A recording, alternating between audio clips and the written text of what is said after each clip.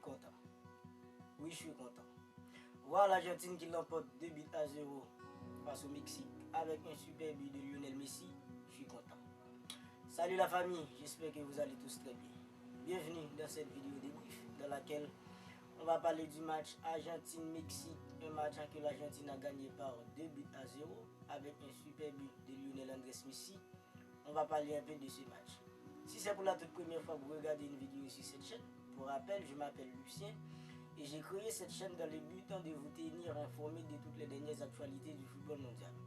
Alors si vous regardez cette vidéo et que vous n'êtes pas encore abonné, maintenant c'est le moment pour que vous le fassiez. L'Argentine qui avait perdu lors de son entrée en lice dans ce mondial face à l'Arabie Saoudite, aujourd'hui affrontait le Mexique pour son deuxième match. Un match qui était capital pour les Argentins.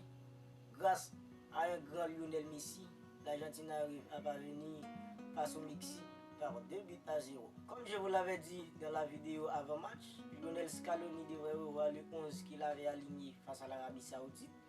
Et bien aujourd'hui, c'est ce qu'il a fait.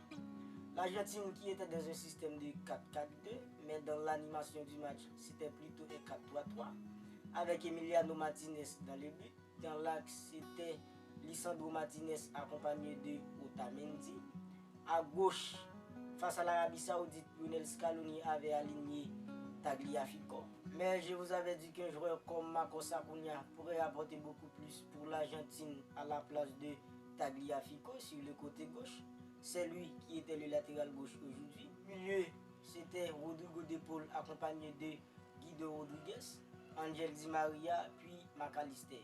Je pensais que Lionel Scaloni allait utiliser un joueur comme Enzo Fernandez, mais il a préféré le faire rentrer, puis il a été décisif. Devant, c'était Lionel Messi accompagné de Lautaro Martinez. L'Argentine qui l'emporte face au Mexique par 2-0. Au début du match, c'était un match plutôt compliqué pour les Argentins. Dans l'entame du match, c'est vrai que l'Argentine avait la possession, mais c'était plutôt une possession stérile parce que l'Argentine n'arrivait pas à mettre en danger le Mexique. Le Mexique qui jouait très bas dans un système de 5-3-2 avec 5 joueurs derrière. Et ça avait empêché aux Argentins d'arriver dans les 25 mètres du Mexique.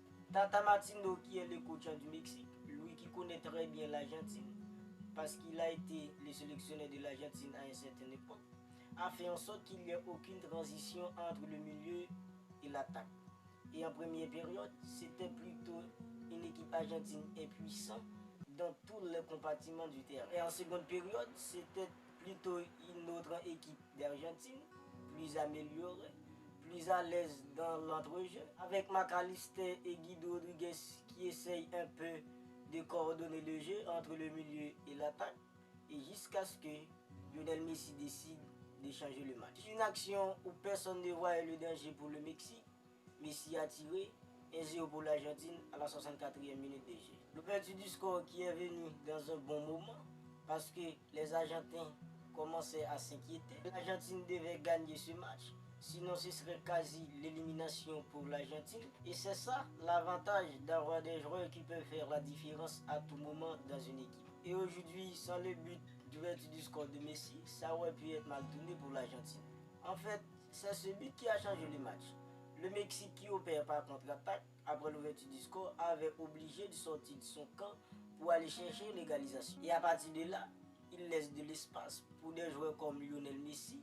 Malheureusement, Lionel Scaloni avait fait sortir un joueur comme Angel Di Maria parce qu'avec l'espace que les Mexicains laissaient derrière eux, Angel Di Maria pourrait leur faire du mal. Et on ne peut pas oublier un joueur comme Marcos Acuna. Marcos Acuna qui a sorti aujourd'hui un très grand match. C'est justement lui qui a provoqué le corner qui mène au deuxième but. Il a beaucoup apporté offensivement et défensivement. Je pense que c'est lui, Lionel Scaloni, va utiliser pour la suite de la compétition. Lionel Messi qui a fait lui aussi un très bon match. Buteur et passeur décisif. Messi avec ce but qui a égalé un joueur comme Diego Armando Maradona en Coupe du Monde. 8 buts chacun. En gros, c'était un match très intéressant, très animé des deux côtés, spécialement en deuxième période. Maintenant, l'Argentine doit gagner face à la Pologne pour pouvoir obtenir sa qualification pour les huitièmes de finale. Voilà les gars, on va en rester là pour cette vidéo. Si vous avez aimé, n'hésitez pas à me le faire savoir, en me laissant un commentaire et aussi un pouce bleu. Et si vous n'êtes pas encore abonné à la chaîne, n'oubliez pas de le faire pour te remarquer. Merci les gars.